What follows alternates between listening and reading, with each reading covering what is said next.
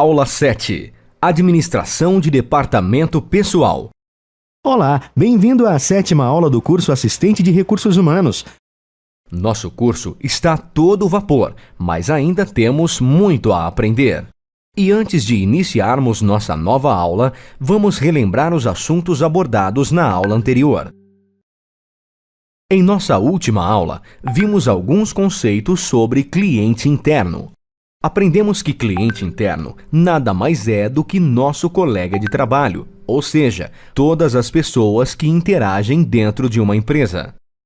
Aprendemos também que o atendimento ao cliente interno é muito importante para a empresa e constrói uma boa relação com o departamento de RH. Com todos os funcionários motivados e trabalhando em harmonia, a empresa tem maiores chances de sucesso em relação às demais que não seguem essa sistematização.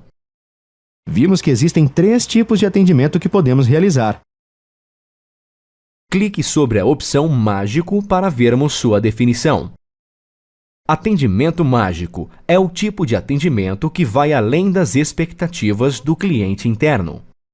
O profissional de RH atende ao cliente interno com o máximo de atenção e analisa o que poderá fazer de melhor para atender às necessidades e/ou direitos requisitados.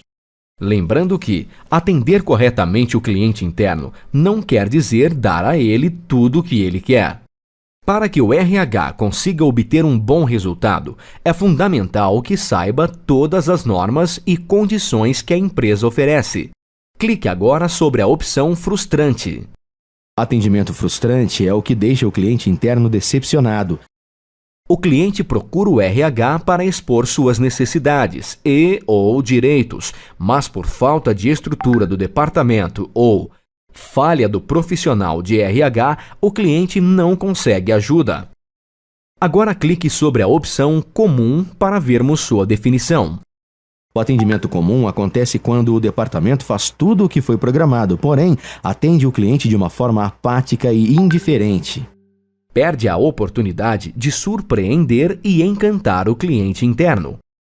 Pense bem, qual é o tipo de atendimento que as empresas esperam do profissional de RH? No telão, clique sobre a sua escolha. É necessário garantir os direitos e conscientizar os clientes de seus deveres, de forma que ele sempre sinta que o departamento existe para ajudá-lo. Para isso, falamos sobre 5 atitudes que podem ajudá-lo nessa tarefa. São elas: cumprimentar, sorrir, olhar nos olhos, perguntar em que pode ajudar e, por fim, ouvir com atenção. Ainda lembrando os conceitos da aula anterior, aprendemos que devemos ter um cuidado especial com o vestuário no ambiente de trabalho, vestindo-nos de acordo com o cargo exercido, mantendo sempre o cabelo cortado e penteado e, no caso dos homens, mantendo sempre a barba feita.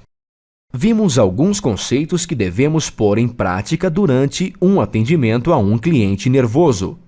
Conceitos como manter a calma, ouvir com atenção e simpatia, desculpar-se, entre outras. Terminamos nossa última aula abordando o assunto dia a dia no escritório, em que aprendemos algumas técnicas de convivência na empresa. Técnicas como respeitar o espaço pessoal das pessoas, evitar liberdades e atenção com fofocas, boatos e muitos outros. Apenas para ajudar a fixar melhor esses conceitos, vamos fazer os seguintes exercícios. Escolha verdadeiro ou falso para esta afirmação. Mais uma vez, escolha verdadeiro ou falso para esta afirmação. Assim terminamos de relembrar nossa aula anterior. Como já estamos aquecidos, vamos dar continuidade a esta 7ª aula. Iniciaremos o estudo sobre a administração de departamento pessoal. Veja no telão os assuntos que abordaremos. Contratos de trabalho e rotinas de admissão. Portanto, não temos tempo a perder. Vamos começar. Sendo assim, clique sobre o tópico Contrato de Trabalho, que está no telão, pois esse será o primeiro assunto que abordaremos nesta aula. Bem, como você sabe, as relações do homem com o trabalho mudaram muito desde o início dos tempos. Passamos por várias fases: mercantilismo, escravidão e industrialização, que não cabe a nós discutirmos agora. O que importa é que em determinado momento viu-se necessário a normatização do trabalho, ou seja, a criação de normas e regras que organizassem as relações de trabalho, as chamadas leis trabalhistas. Podemos encontrar todas essas leis trabalhistas na Constituição Federal e na CLT, Consolidação das Leis do Trabalho.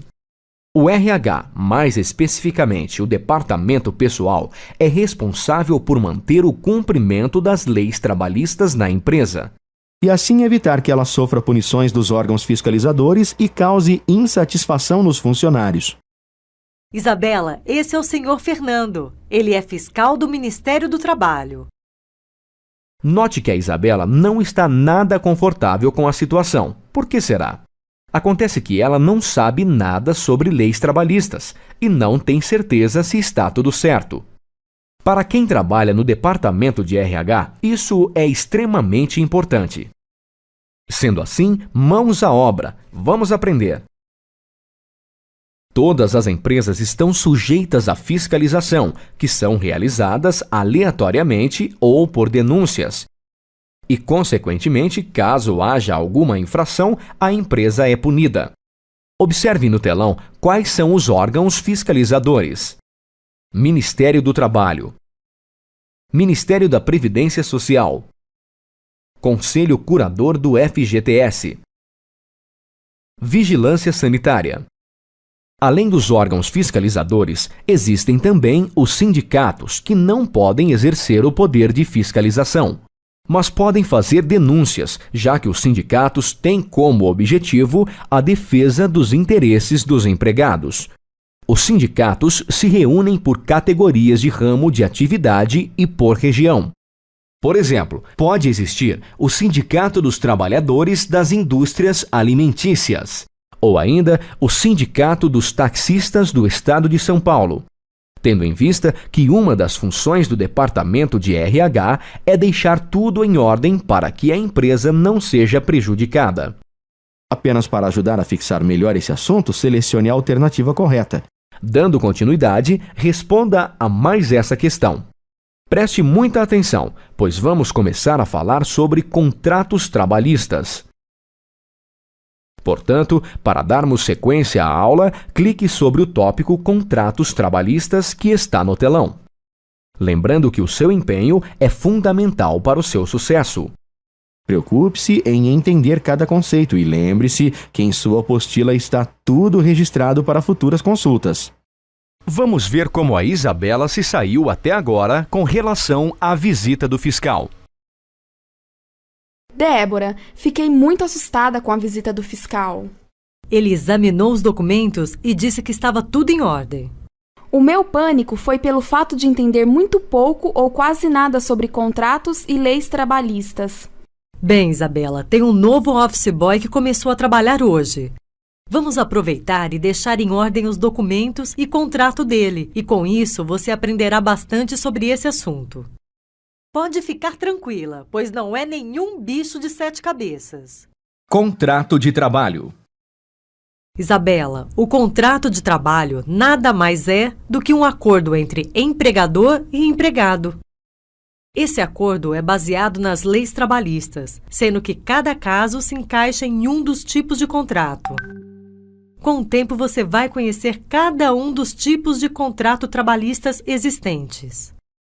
Bem, a Isabela poderá aprender sem muita pressa, pois, como a Débora disse, com o tempo ela irá conhecer melhor cada um dos contratos. Nós, por outro lado, precisamos falar disso agora, afinal, estamos em um curso e precisamos aproveitar esse tempo. Vamos então conhecer os tipos de contratos sem se preocupar em decorar, mas sim entender os assuntos. 1. Prazo indeterminado. 2. Prazo determinado. 3. Contrato de experiência. 4. Temporário. 5. Terceirização. 6. Estagiários. 7. Menores aprendizes. Vamos lá então. Primeiro vamos falar um pouco sobre cada contrato e depois vamos ver casos práticos em que eles se aplicam. Assim, você conseguirá compreender com mais facilidade cada um deles.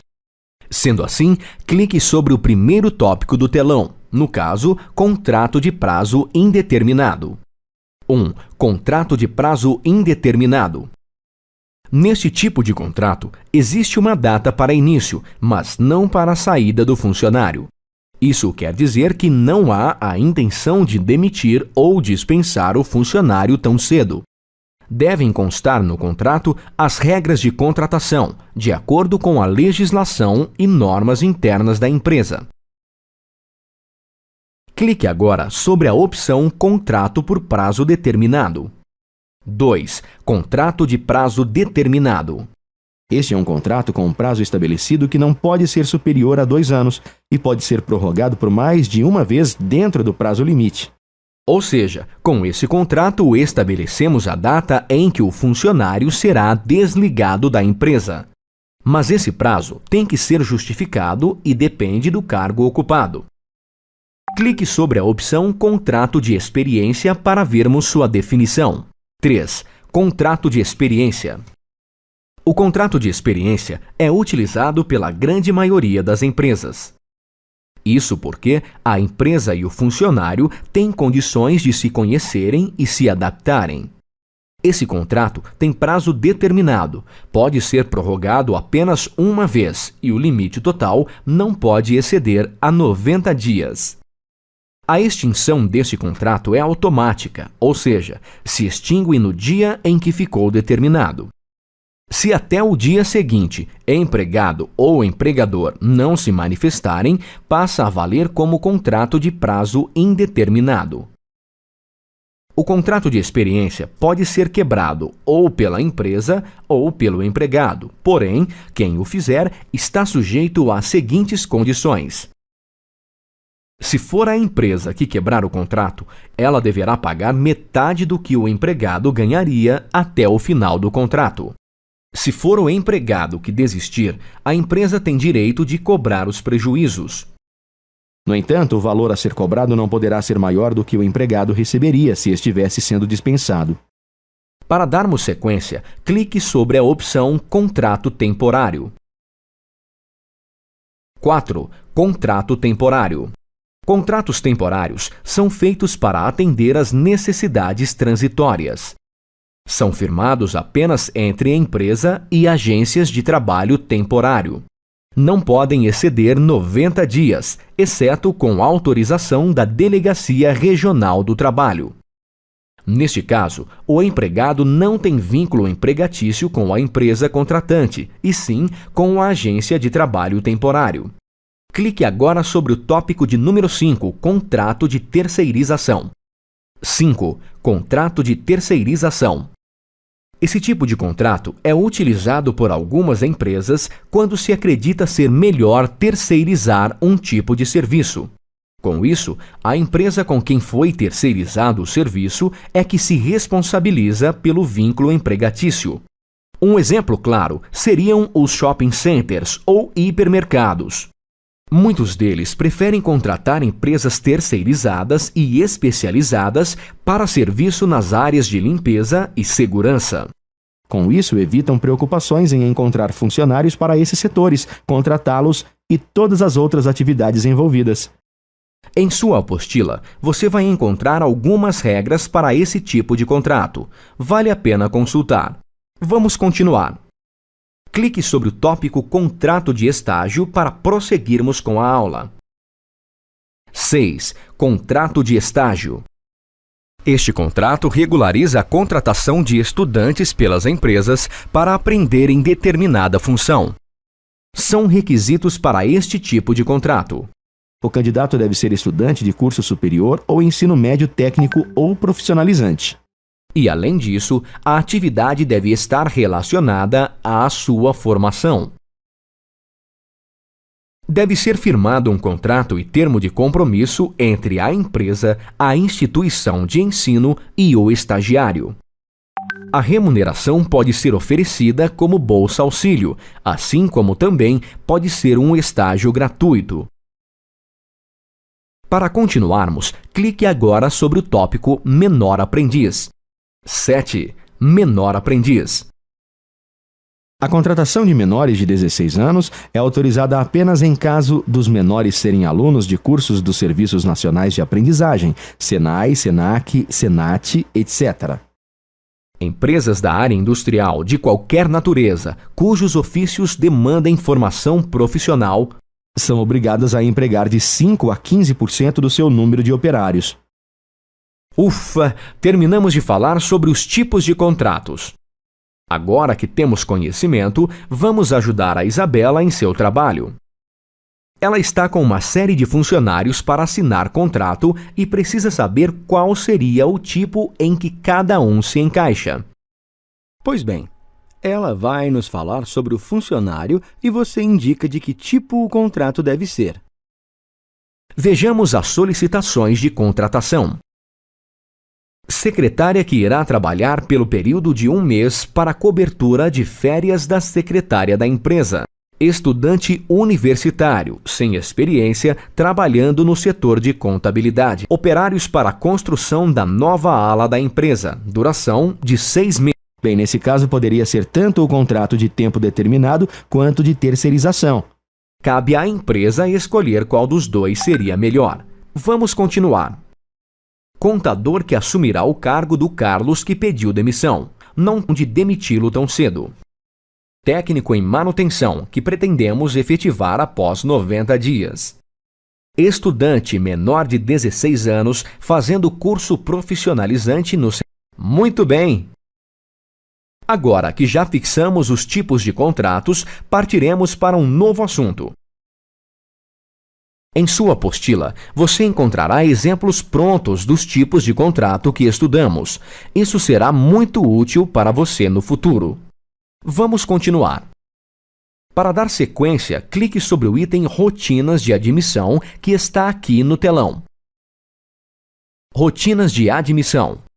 Trata-se de tudo aquilo que você precisa saber para admitir na empresa um candidato selecionado. Você aprenderá sobre todos os documentos necessários para fazer uma admissão, bem como preencher ou elaborar os contratos citados anteriormente. Antes de começar, precisamos definir o que são os termos empregado e empregador. Observe no telão. Empregador é aquele que contrata, que paga salário ou controla uma prestação de serviços. O empregador pode ser uma empresa, um indivíduo, uma instituição ou associação com ou sem fins lucrativos. Já o empregado é a pessoa física, presta serviços ao empregador e recebe dele, em troca desses serviços, um salário. Chamamos essa prestação de serviços remunerada de vínculo empregatício. Esse vínculo é caracterizado por uma frequência de trabalho remunerado, com horários determinados e subordinação. Por exemplo, vejamos a Cláudia. Ela é auxiliar de limpeza e vem à empresa pelo menos 3 vezes por semana. Ela tem horário para entrar e sair e recebe um salário pelos seus serviços. Portanto, a Cláudia mantém um vínculo empregatício com a empresa. Entendeu? É bem simples. Apenas para ajudar a fixar melhor esse assunto, vamos fazer um exercício. Não se preocupe, é bem fácil. Clique e arraste cada item para a frente de sua determinada definição. Ao terminar, clique em Conferir. Com base nisso tudo, afirmo para você o seguinte: todo vínculo empregatício deve respeitar um contrato. Por isso é tão importante conhecer os tipos de contratos que vimos agora há pouco. Para firmarmos um daqueles contratos, precisamos de alguns documentos do empregado. Veja no telão os documentos necessários para a contratação. Nossa, são muitos itens, concorda? Em alguns casos, certos documentos contidos na lista não são realmente necessários. Mas não se preocupe, em sua apostila eles estão todos listados, juntamente com uma explicação de cada um deles.